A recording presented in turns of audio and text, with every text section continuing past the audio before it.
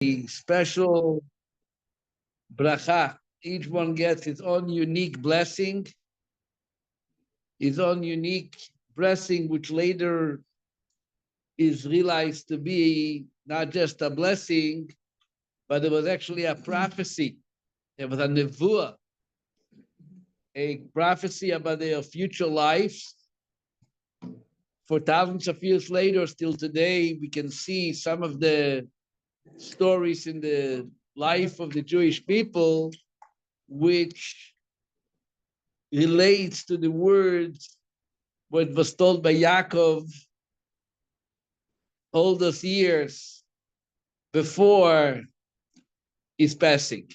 So the story of the Parsha is really the death of Yaakov, yet the name of the Parsha is Vayechi Yaakov, and Yaakov lived. You remember we had a similar Parsha in Chaye Sarah. Spoke about the death of Sarah and the name of the life of Sarah. So that if you are able to transmit your legacy next to the next generation, you are still alive. He's calling 12 kids. Each one gets his own bracha, his own blessing. Tonight, I would like to share one of those 12 kids. And we are going to speak about Yaakov's sixth son, Naphtali. Does anybody have a Naphtali in their family? Yeah. Naphtali Bennett. What? Naphtali. You remember Naphtali was born by the maid of Rachel. The mother of Naphtali was Bila. Basically, it was after Leah gave birth to 4 children, Reuven, Shimon, Levi, and Yehuda. When Rachel realized that in order for her to have some type of family relationship with Yaakov, if it doesn't work in a personal life, she was offering her personal maid. And Yaakov gave birth with Bila 2 children.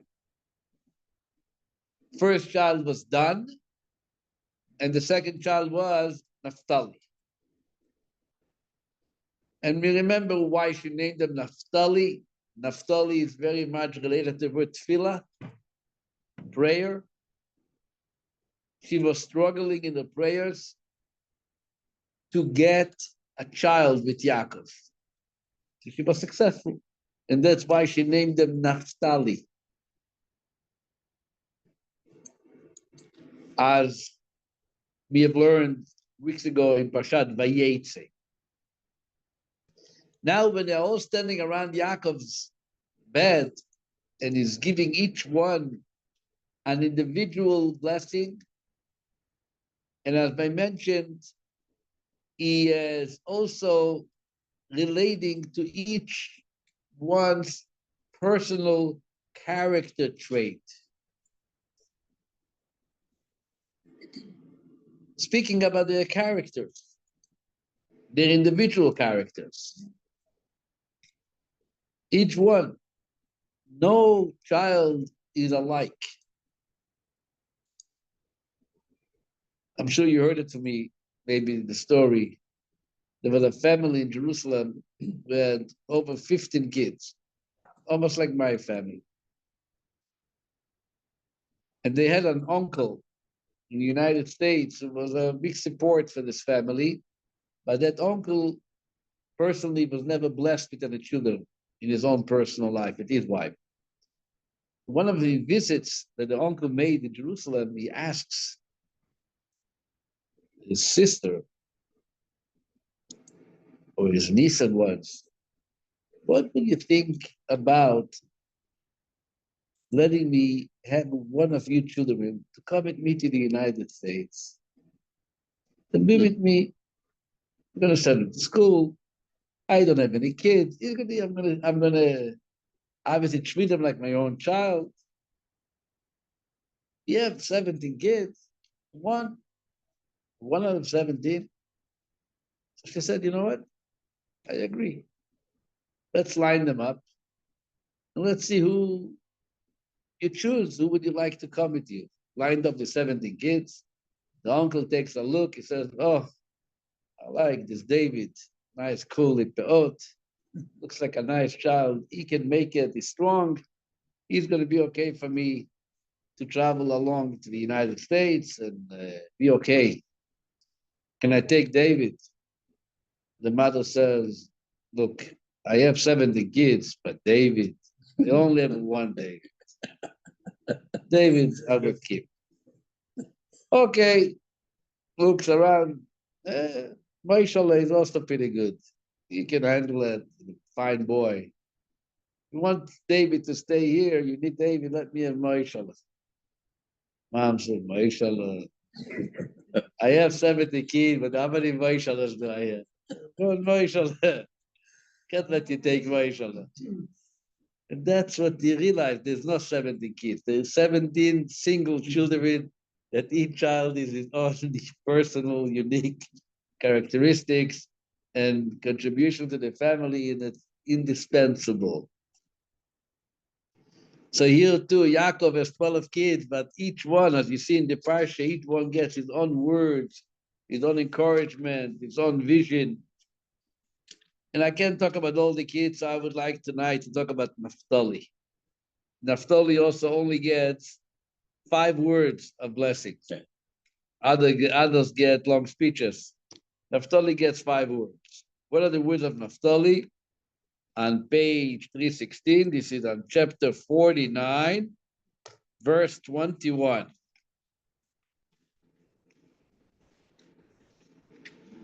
So he tells Naphtali the following. Naphtali, he tells them, Ayala Shlucha. You are a Ayala. Ayala is translated here as a gazelle. A deer, type of deer, called Ayala. Shlucha is a jumping, rushing deer. Anoitein imrei shofer, for which you give thanks and blessings. This is what he tells Naphtali. So basically, he describes them, first of all, as somebody who runs quickly. This is the idea of the Ayala, the gazelle. And he also mentions the fact that he also speaks very nicely. He expresses words of praise and words of thanksgiving, comes out of his mouth. And the question is, what are the 2 qualities? What is he referring to? Running quickly, can run after the ball, can run to do mitzvahs, he can run exercise. What's the big thing of running? What's the quality of running? What's the content of running? And also, what's the connection between running as a gazelle and at the same time offering words of praise? Not wasting time is obvious. Actually, matter of fact, I remember there was Afabrengen. I was there. I came the second time to the Rebbe, 1981, in the month of Tishrei, the month of the high holidays. The year before, 1979, I came after Rosh Hashanah. I stayed from before Yom Kippur till after Simchas Torah with my father. 2 years later, 1981, my father took me again. Not that my father was such a rich guy. My father took one child every year, and it cost him 4 months of his salary, not more. But he felt it's very important that the kid should come to be by the Rebbe. I happened to be that summer of 1981, I was in a camp in Tzfat.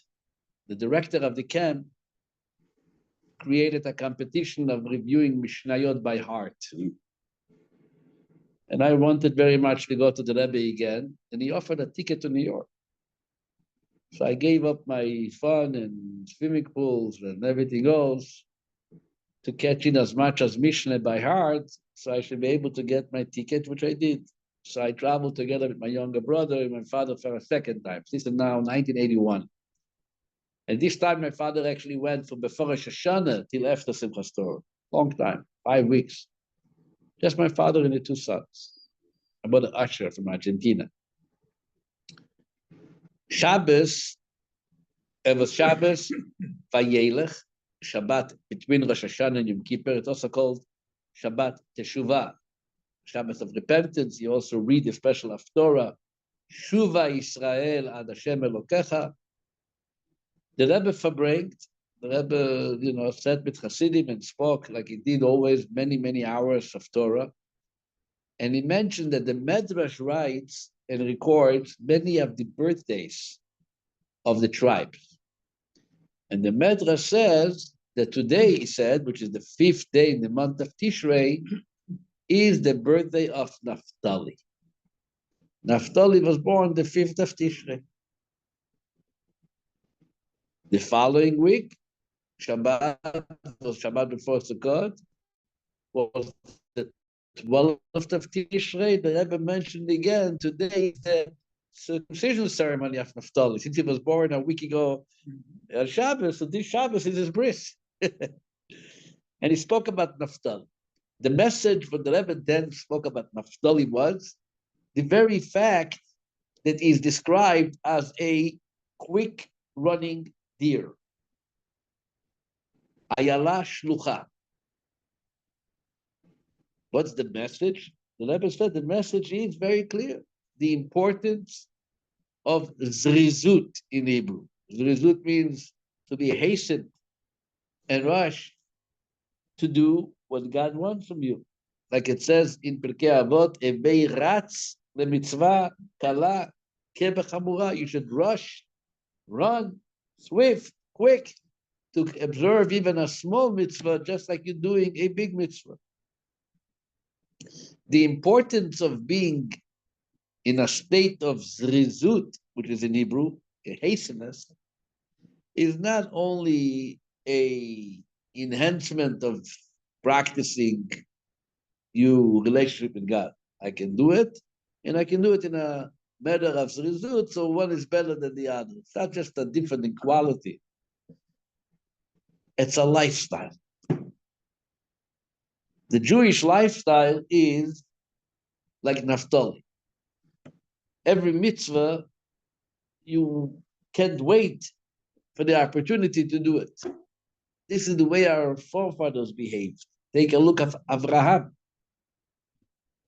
It was circumcision 3 days after, yes. And he's looking for guests. He's not waiting for a guest to fall into his house. As they say, Nibu, is a mitzvah. It's going to fall on him as a mitzvah, and I have no choice. I'm a good Jew, so I'm going to have to do it. Vehu Yoshev Pesach Haoel Kechom Hayom. He's sitting by the entry of the tent and he's waiting. Where can I get the mitzvah? Who can I initiate some type of hospitality? A little time later, God tells him to take his son and offer him on the altar. Vayashkem Avraham Baboker. Avraham wakes up ill in the morning. Vayachavosh et chamoro. He saddles his donkey. Doesn't wait for no gabayim or no shamashim, for anybody to come and help him. He himself, which the Talmud says, this is the source for a principle which is qualified in Jewish law, which is titled Zrizim Magdimim LeMitzvot. Special mitzvah. You can do a mitzvah, same mitzvah, 2 hours later, or 2 hours earlier. Wake up and enthusiastically go and experience the mitzvah, or I'm going to do the same mitzvah, but let me relax. Read the newspaper, have my coffee. A long day, I'm retired anyway. Why do I have to come in at this? At 7, I can daven. At 10, 11, God is not running anywhere. I'm for sure not running anywhere. Zrizut means that you don't wait. you initiate an opportunity. You look for it. When can I? The Levi Yitzchak Aberditchev, the great Hasidic master, the night of Sukkot, was up all night, waiting for the sun to rise so you can shake the lulav. And the day after Sukkot, he was again up all night because 8 days of Sukkot you don't put on tefillin, cholamoy. Can wait to put on my tefillin. The moment the sun rises, up, he's jumping into his tefillin. Thirsty, energized. And that's what the Rebbe spoke about Naphtali. At that time, to the point that the Alter Rebbe actually says in Tanya, Alter Rebbe says in Tanya, why is the Akedat Yitzchak, why is the binding of Isaac considered such valuable that we consider it as the greatest credit that we have in God's account? On Rosh Hashanah, we blow with the horn of a ram to remind the binding of Isaac. We read the story of the binding of Isaac on Rosh Hashanah, right? Every morning before davening, again we read it. What's so important about the binding of Isaac? What's so significant about it? And the Alter Rebbe in Tanya says, it wasn't the very fact that he was ready to give his son for the sake of God, because we have in the history of the Jewish people, simple people who did not hear it from God directly, and they were ready to give their son up for the sake of God. So what makes it special, says the Alter Rebbe, what makes it special is the very fact that he did it in a hastened manner. Vayashkem, Avraham, okay. I'm good, thank you. But waking up early, that's where he gets the credit. For showing that he's excited, he's enthusiastic about doing what Hashem wants from him. This is what Naphtali is. But really, if you want to understand what and to what content did Yaakov Avinu refer to Naphtali as the running deer, Rashi brings 3 different interpretations. One which has to do with the land of Naphtali, his share in the land of Israel. One which has to do with the way Naphtali fought wars. And third, a story which took place later when Yaakov was meant to be buried in Hebron, and I'm going to specify all these 3 insights given by Rashi and many other commentators. The first thing is what Rashi tells us, that Naphtali Ayala Shlucha is not referring to Naphtali himself, but rather Jacob is referring to the land, the share in the land of Israel, where Naphtali was later to be settled, which is actually in the area Kedesh Naphtali, which is by Tiberias. Ginosar is what each place is called. That area is a quality which no other part in the land has, that the fruits and anything you planted were like a swift deer rushing to yield without any, without schlepping, without kratzing. Doing a job quick. Usually you wait, it's coming, it's not coming, it's going slow, depending on the season. Naphtali ayala shlucha. What is the swift deer that Naphtali is compared to? It's the land that he lives. It was given, and as we see later, when Moses blesses the Jewish people before he dies, which is the last week, the last Parsha in the Chumash, Vezot HaBracha. And what does he tell Naphtali? Naphtali Amar, this is all the way in the end of the Chumash. And Naphtali Amar, and he said to Naphtali, Naphtali, Svaratzon, Naphtali's land brings satisfaction to his inhabitants. Umale Birkat Hashem, and it's filled with God's blessing. Yam v'darom yarasha. He took position, the part of the south of the Kinneret Sea, and spread your fishing nets. He was also giving some dry land around. So Naphtali has the opportunity to spread his fishing nets to pick up fish from the Kinneret, which was the part where Naphtali lived. And therefore, Rashi continues, is what the verse says, Anotenim rei shafer. That's why he gives thanks and praise, because he is so blessed with his land. So he has always the opportunity before anybody else to say, Shechianu vekimanu vekianu lasman. He has new fruits, he has new crop. Everything is growing so fast and so nice and so quickly and so delicious in the area of Naphtali that makes him very happy and very exciting. He keeps on blessing and thanking Hashem for that which was to him given. This is one interpretation on what Yaakov is referring to. The second interpretation is something which has to do with the future. Like I said earlier, many of the blessings contain prophecies about the future of the tribe. Later, as it's described in the book of Shoftim, the book of Judges, chapter 4, there was a famous war led against Sisera. Sisera was the general of the king of Canaan, and the Jewish people needed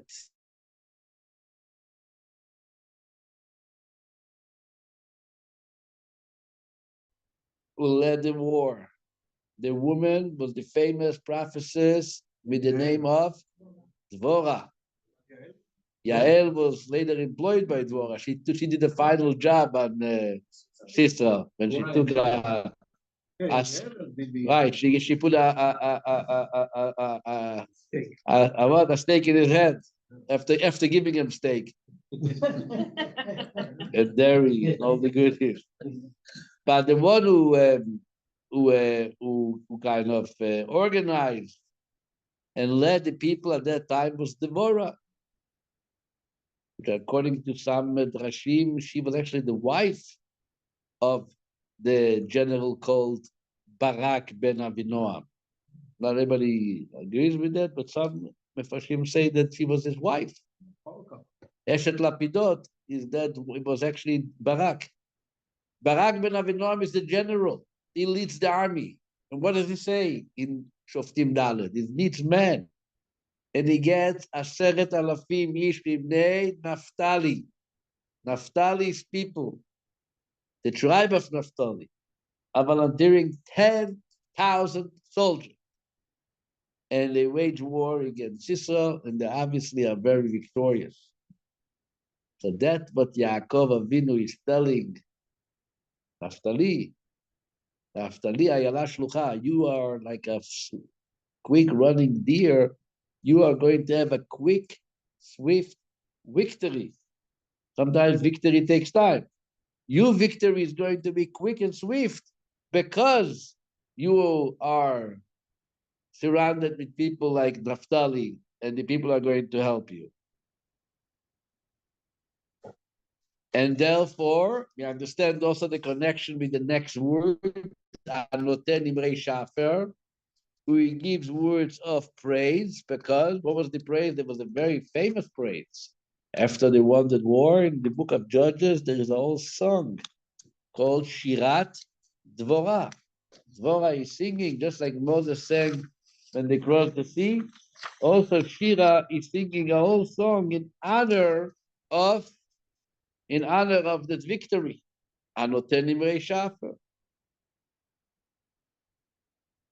That's why some commentators say why he calls Naphtali Ayala. Ayala is the female deer. The male is Ayal.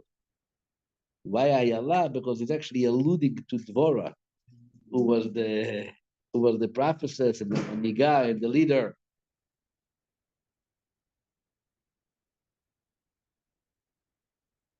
Matter of fact, one of the commentaries I saw, it says that the words Ayala, Shlucha, Hanoten, Aleph and Ayala, Shin of Shlucha, Hey of Hanoten is the Rashi Tevot Isha. Because it was the Isha, it was the Vorah, the prophet says. So this is the second interpretation. This is the second insight in what he meant by saying Naphtali, you are a quick deer, and you give words of praise. The praise is for the victory, the rush, hastened, successful victory of the war against Sisera. Then there is a third interpretation, also regard the future, and this is that Yaakov is praising Naphtali for the future activity of him swiftly running to Egypt in order to prove that Ma'arat Machpelah, the cave of the patriarchs, belongs to Yaakov. As the Talmud tells us in Tractate Sota, page 13, Gemara tells us that when the casket of Jacob arrived from Egypt to Hebron, Esau stood there by the side and said, this is not, he already gave his share. My brother already gave his share. Basically, it goes, that says, Mamrei Kiryat Arba Ichebon. Kiryat Arba means it's the place for the four couples.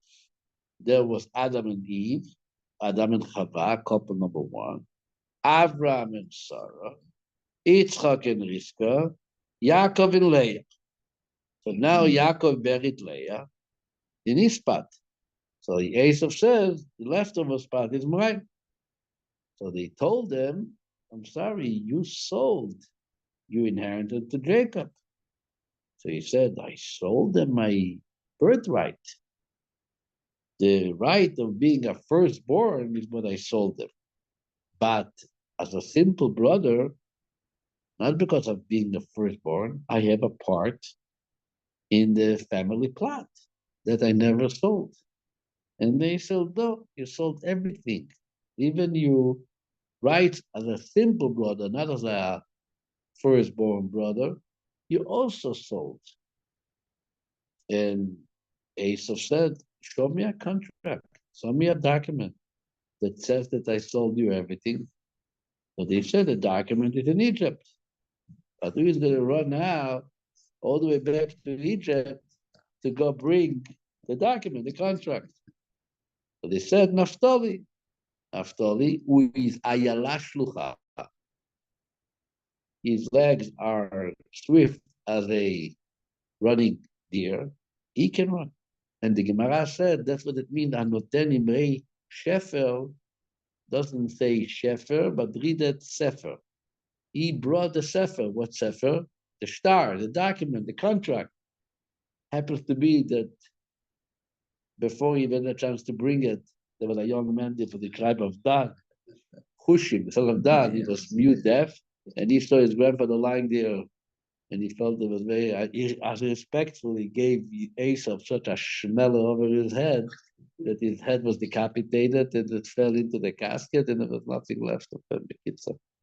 But the bottom line is that Naphtali is considered in the story of in the context of the burial of Yaakov, he is called what? Again, this quality of a running deer is being used. It's called Hayala Shlucha. Come in, make yourself at home. It's called Hayala Shlucha, a rushing deer. So we have three different insights into Naphtali. Why is it called the running deer? Number one is a swift deer refers to what? To his share in the land of Israel. And that's why he would give praise. Number two, the quick deer is referring to Naphtali's future victory over Sisera. And that obviously will be offered with a praise, the Shirat Dvorah, what Dvorah sang, the Deborah. And the third interpretation of the Medrash is that Naphtali is quick by rushing to confirm, get a contract that the cave of the patriarchs is where Yaakov has to be buried, and it doesn't belong to her. There is interesting yet another medrash. That book of medrash is called Bereshit Rabbati, not the regular medrash Rabbah. Bereshit Rabbati is a medrash which was not printed until the early 1940s in Germany. They gave it out. There is books written hundreds of years ago which they quote those medrashim. There is a book which we had here. I think I took it home. It's called Tzror Hamor, Rabbi Avraham Saba. This was actually one of the rabbis who were from the Spanish dispersion 500 years ago. He wrote a book called Tzror Hamor. We have this book, and this book quotes some of the medrashim which were not in the general Medrash Rabbah that we always use, but this book called Bereshit Rabbah. He says that Naphtali was also, we're talking about Naphtali, the sixth son of Jacob tonight. He said that Naphtali was also Ish Besura. He was in charge of good news. For example, he said, Yosef reveals himself to his family, and now we got to come and tell Yaakov that Yosef is alive. Who said? Who brought the news? They didn't know running into the house. Hey, Dad, Yaakov is alive. Yosef is alive. There was somebody. We know in the Medrash said there was the daughter, the granddaughter, Sarah. Asher, Yaakov, one of Yaakov's sons, had a daughter called Sarah. She actually ended up living a very, very long life. I think she lived longest. She was the oldest grandchild of Jacob who lived through all the way to the exile of Egypt. The name was Sarah. She was very smart and very sensitive, and she didn't want her father to hear sudden news that Yosef is alive for 22 years, thinking that he was dead. It would have been an emotional concern for Jacob not being a young man. So she stood outside her grandfather's window with a violin and playing a song.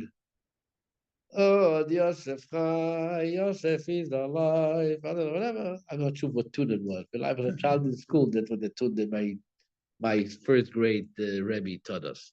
Oh, Yosef, hi. He said in Yiddish, noch Yosef lebt noch vehu Moishel und ist der gewaltiger bechol Eretz Mitzrayim in die ganze Land Mitzrayim, which is basically the words of the verse. Yosef is alive and he's the ruler over Egypt. So she was playing that song outside of the window, but somebody had to walk in and say, Dad, what's happening? Says the Medrash, that was Naphtali.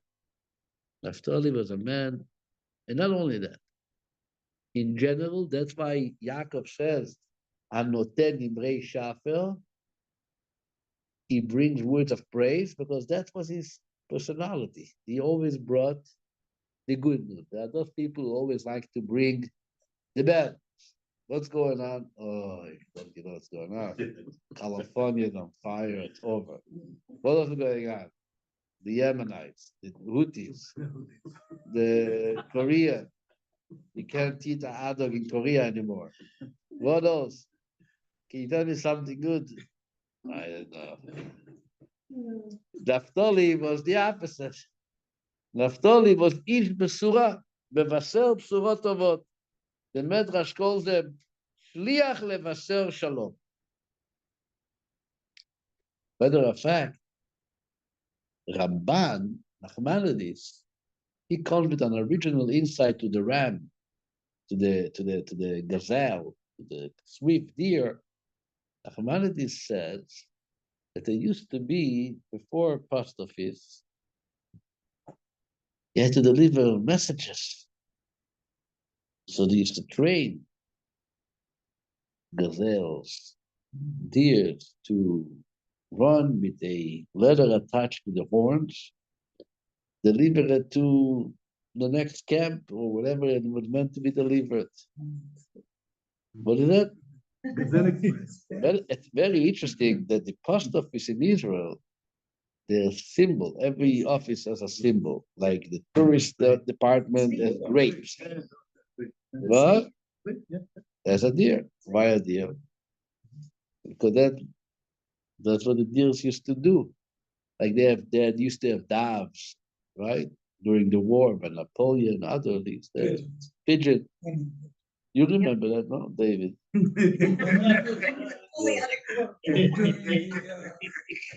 Or you mean in Iraq?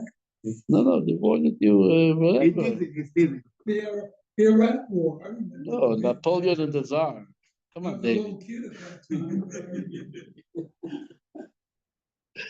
time. And Lotenim, Ray Shefer, because that's what he used to do. He was the one who kept going around with good news. That was Naphtali.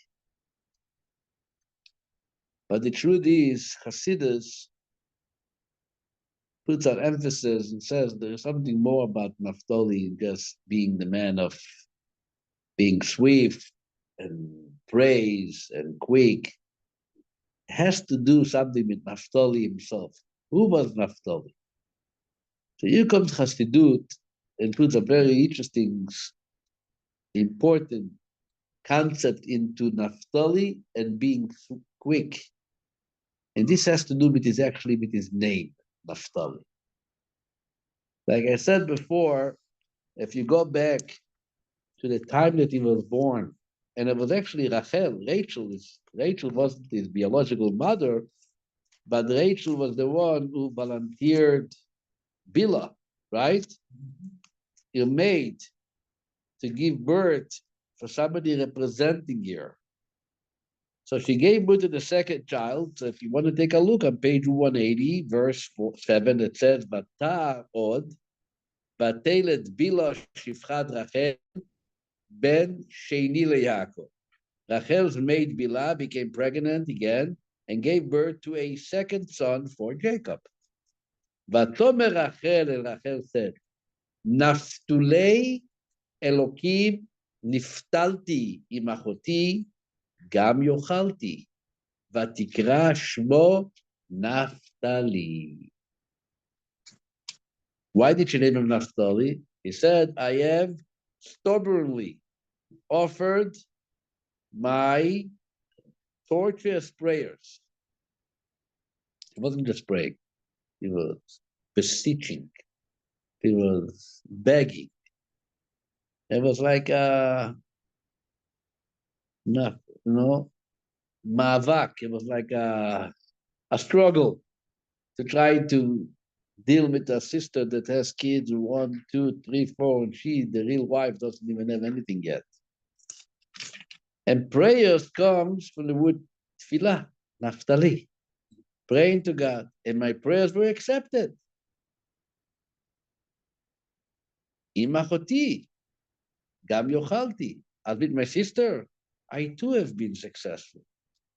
My sister has kids, and now I have kids. Not me, but my mate. It's called in my name. So what is Naphtali? Naphtali is tefillah.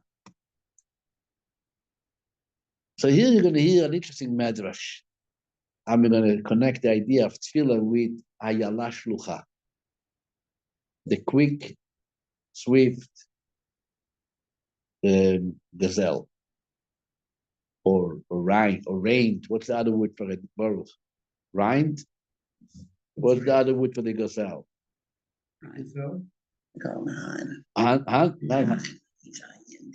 Ein, exactly. Ein, deer, type of deer with horns, long horns, growing horns. Ayelet. There is a pasuk in Tehillim, chapter 42. It says, כאייל תהרוג על אפיקי מים, כן נפשי תהרוג אליך אלוקים. Like a gazelle who is thirsting to you for water, so too I am thirsty for you, O God, King David says. What's the relationship? The Medrash says something interesting.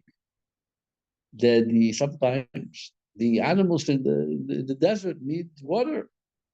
It's dry out there.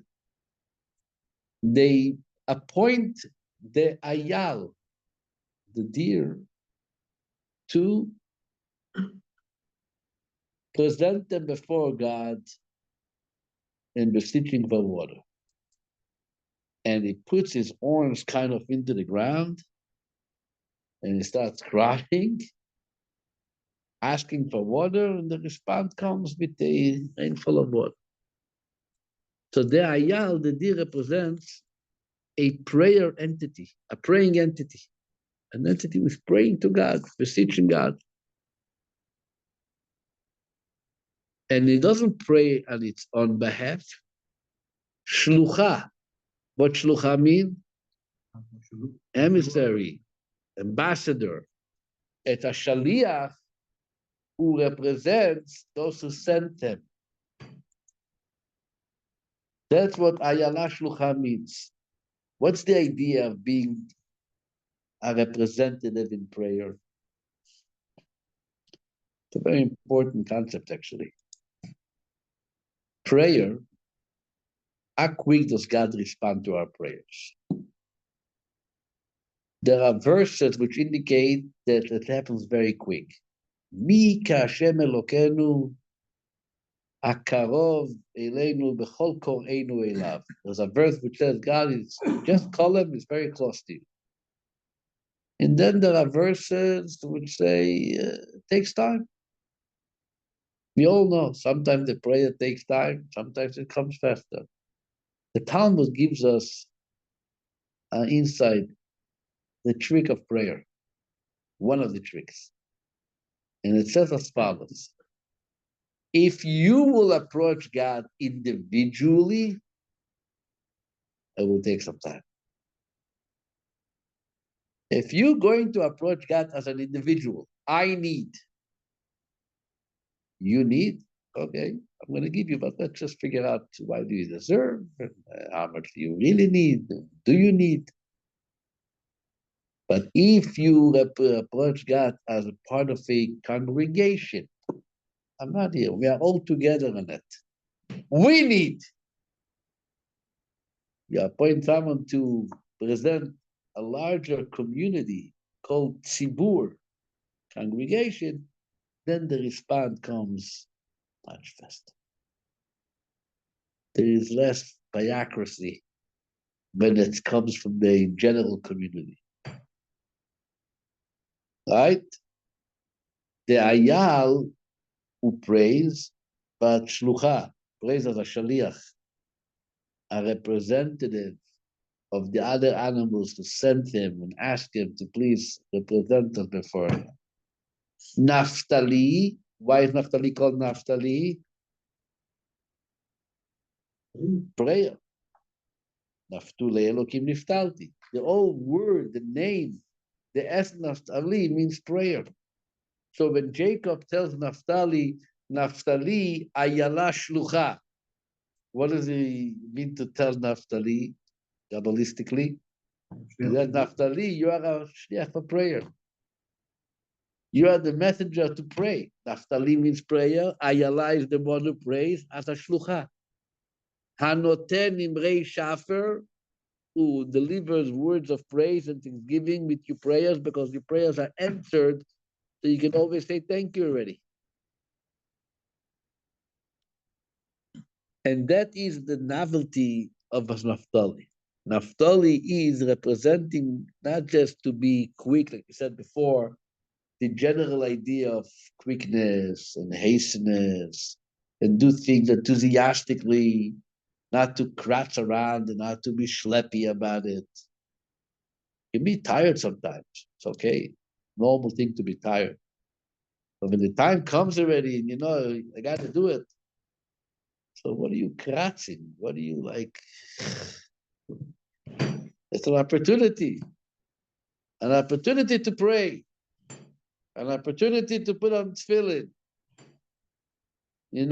My wife had a grandfather. His name was Reb Nissan Pilchik. I once heard from somebody who met him on Saturday night. He met Mrs. Farkash's grandfather on Saturday night in Borough Park. He used to live in Borough Park in Brooklyn. And this Nissan Pilchik, he wasn't a rabbi, but a very devoted, warm, Hasid, pious man. He was actually a peddler in those days in order to survive without needing to get fired every Friday for not keeping Shabbat. And he says, I met your grandfather Saturday night. And he came over with such enthusiasm. He gave me a big hug and he says, Aisha, in 7 days is Shabbos again.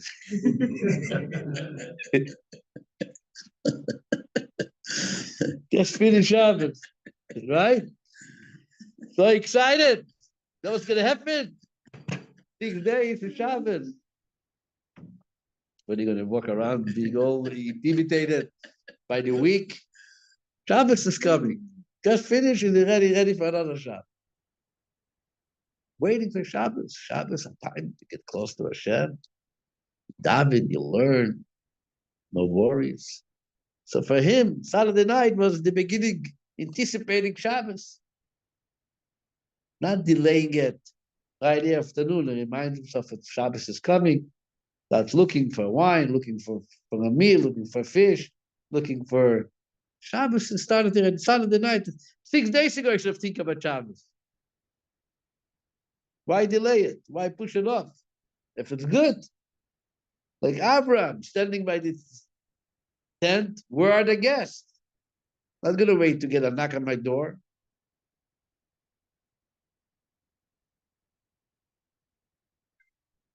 That is the approach that Naphtali tells us. But Naphtali is not only in that lifestyle of always being enthusiastic, but his prayers are also answered in a swift way, because he davens not only for himself. Naphtali davens and he prays on behalf of others. Ayala shlucha, a messenger, someone who is sending others, someone who is representing others. It's called tzibur, a congregation.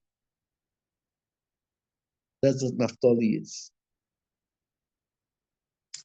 The Rebbe, I saw a letter from the Rebbe from 1946.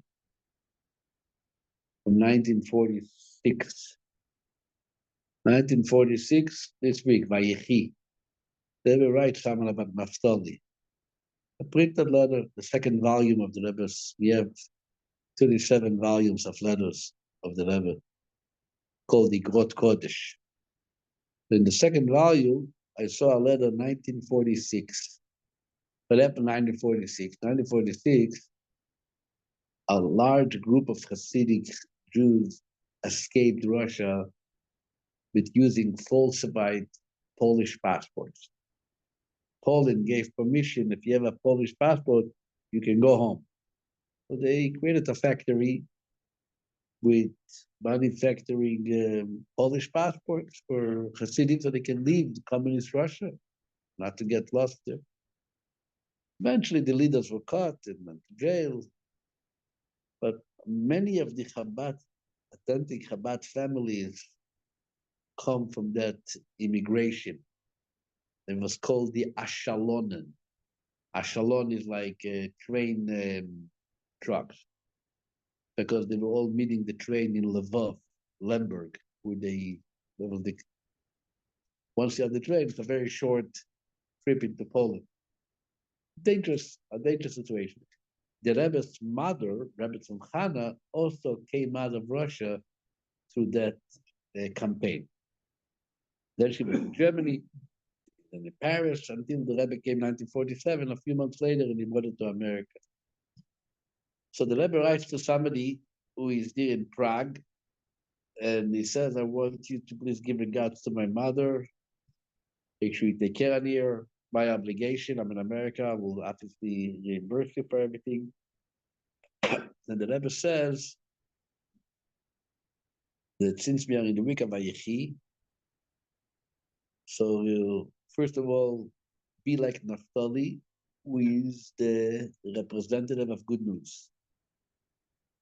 To be B'sorot Tovot, to be good news, to bring good news for my mom, on behalf of my mom, and at the same time, make sure it's done quick, like Naphtali. Like Naphtali.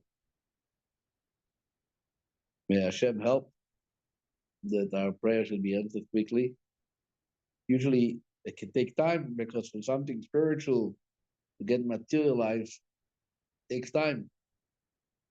But when God wants, that happens fast.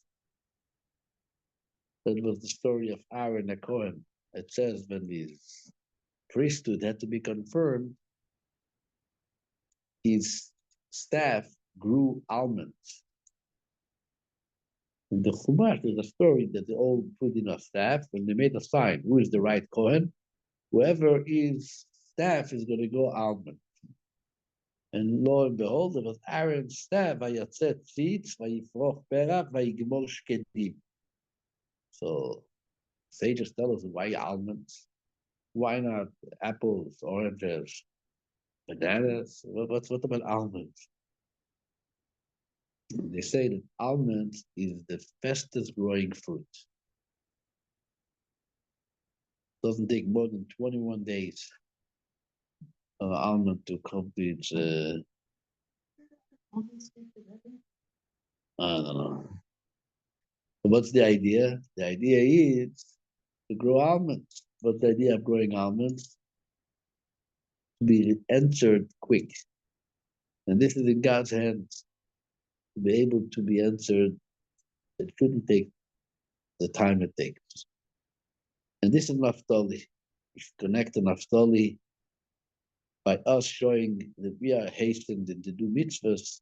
Hashem is going to respond to us by Him being hastened and fulfill our wish for goodness and happiness. Thank you very much. Thank you. And the Loy fires in California. The fires have come to an end, or they should turn into the ocean. Pretty bad deal. Laila Tov, everybody on the Zoom. Thank you. You're Thank you, very Rabbi. welcome. Thank you.